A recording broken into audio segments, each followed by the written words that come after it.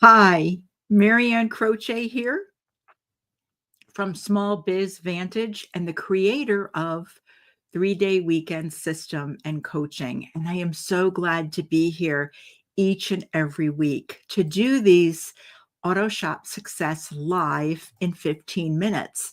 And I do them for a couple of reasons.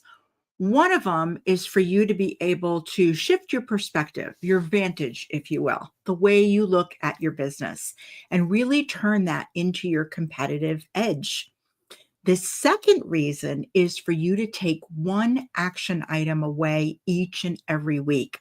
It doesn't take these massive changes to make a real impact in your business. As small business owners, many owners that I talk to, auto shop owners, believe that they have to make all these huge changes. These small changes, consistent, when you're consistently doing them, really causes a ripple effect. And it does make a massive impact on your business. You'd be surprised. So, a question that I get asked very often is, Marianne, who do you work with? And I work with single location auto shop owners. This is a group that I really respect and admire. And most of them, when they come to me, they are in what I call owner overload.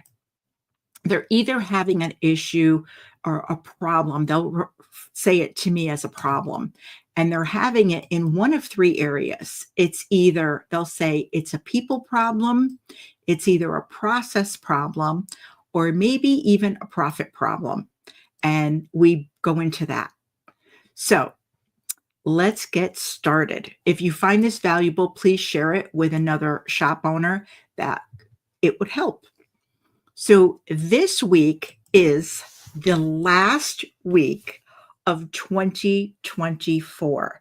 So this is my last live for 2024. Next year, right? 2025. So it's a great time to think about this. And this is the reason why I'm doing this one. This topic for this week is your word for 2025.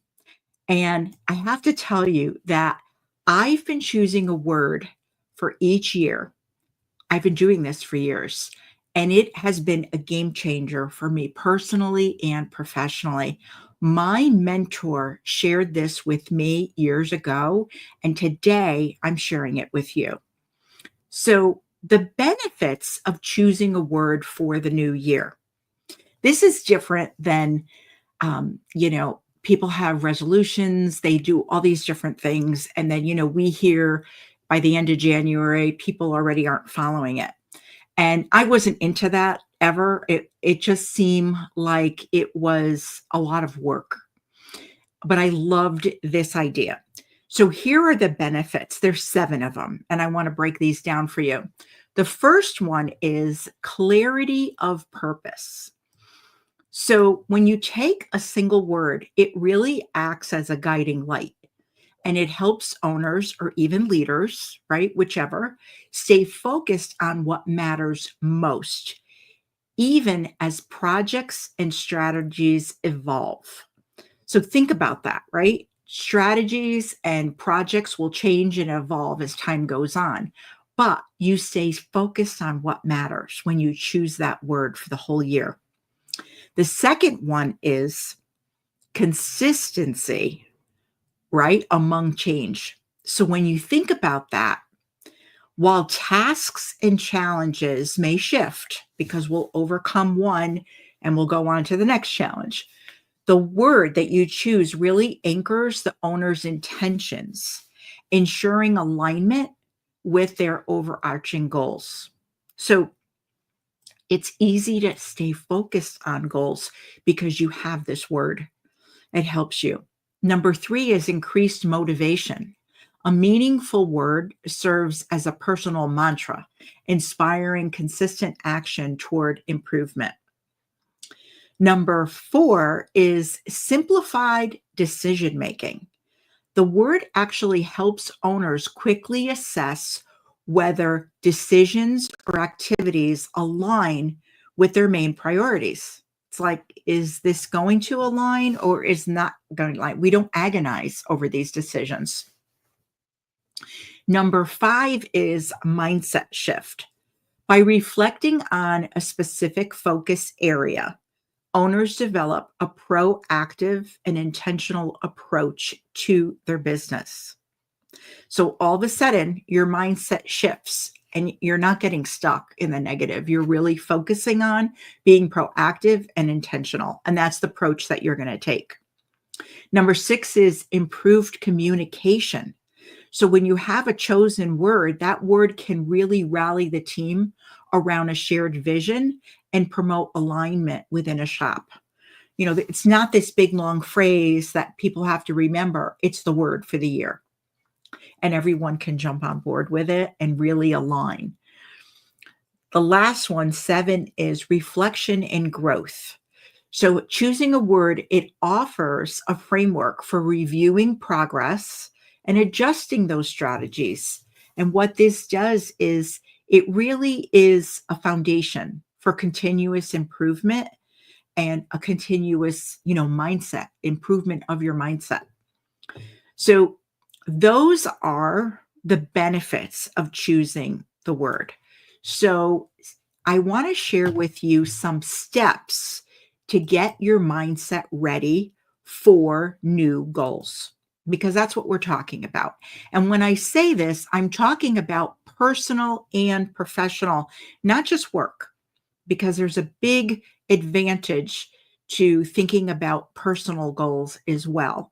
I find that a lot of owners will focus on goals for their business, their shop, but the personal goals get on the back burner. They end up, getting put there. And it really does benefit you to have that alignment. So these are the steps. The first one, reflect on the past year.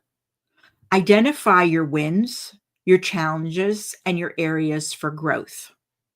So it's important to acknowledge those. Note reoccurring themes or struggles to determine what needs focus, right? You want to know what areas that you're going to put that effort into. Number 2, visualize the future. Envision what success looks like at the end of the year. When you envision what it looks like at the end of the year, it's easier to break it down month by month and week by week. So consider what kind of leader you want to be and what impact your team, right, that you want for them, for your team and the business. How is that team going to react to that type of leader that you want to be? So it's not about what you do. Think about it. It's about who you're going to become during this year of 2025. So number 3 is choose a word that resonates. Select a word that captures your ultimate focus. So what is your focus going to be this year? Is it going to be growth? Is it going to be simplify things, delegate, profitability, efficiency, or is it going to be some type of harmony, like work and life fulfillment? What is that going to be for you? I can't choose that. That's something that you have to choose personally. So ensure it aligns with both your personal and professional goals. That's really, really key. Number 4 is set good, better, and best goals. So a lot of times people set out with these big, big, big goals. They're huge. And if they miss them, they feel defeated or deflated, right? So what I get in the habit of doing with my clients is let's share a good, better, best goal. So here's an example. A good goal would be I want that goal, it's achievable with consistent effort. So let's say you're going to reduce your weekly work hours by 5%. You're going to save yourself some hours, right? That would be a good goal. A better goal is a stretch goal requiring additional growth. You have to grow in some way. So it could be you're going to delegate 50% of customer service tasks because right now you are doing it. Or it could be something else in your business, but that's really a stretch. And then the best goal is really ambitious, yet it's really inspiring. You really get excited about it. And an example of that would be achieving a fully systemized shop, right? Enabling that 3-day weekend. So number 4 is break goals into milestones. Divide goals into actionable steps with specific deadlines. And you want to focus on quarterly priorities that align with the chosen word that you're going to do. So we have to break them down because goals are amazing, but they'll just sit there and kind of float out there in the air, in space, unless you have achievable steps. Number 6 is involve the team. Share your word and goals to create accountability and alignment. Encourage your team members to adopt their own word for growth and get them on board. It's really exciting, right? When they're aligned with you and they say, wow, this is kind of a cool activity to do. And they're going to grow personally and professionally. Number 7 is create daily reminders. Really important to do this. Display the word, right? Put it on your desk, your planner, your screensaver, whatever. Use it to guide daily and weekly planning sessions. Remind people in your meeting, right? Embrace flexibility is number 8. Reassess and adapt goals as needed. Keep the word as a compass. Celebrate progress and maintain momentum. If something were to happen and you had to shift your goal a little bit, that goal may shift a little bit, but it's really fixed. You may say, okay, here's what I'm going to do. We have a goal of X, and now we had something going on in our shop, and it might be something in the community. It might be traffic isn't going to be coming to your shop for a while. They're doing road work or something like that. So now what you have to do is that goal stays, but you may have to adjust it a little bit. So you want to keep that word as your compass. And you want to celebrate the progress to maintain momentum. 9 is commit to a positive mindset. And I say use a framework. I call it POP, positivity, optimism, and practicality, to stay focused on opportunities rather than obstacles. Because if you're only positive all the time, you're optimistic all the time, people really see you as delusional. Like you're the person walking around with the rose-colored glasses. So you really need that dose of practicality. It's a reality check. And lastly, number 10, review regularly. Set aside time each month to reflect on progress and recalibrate. Celebrate wins and identify lessons and setbacks, because that's the best way that you're going to be able to overcome them. And I've had my share this year, and I'm sure you had too. So I'm just keeping it real. So the 1-week rule that I always give every week is about taking action. So whether you go digital or you write something down in a notebook, it doesn't matter, whatever works for you.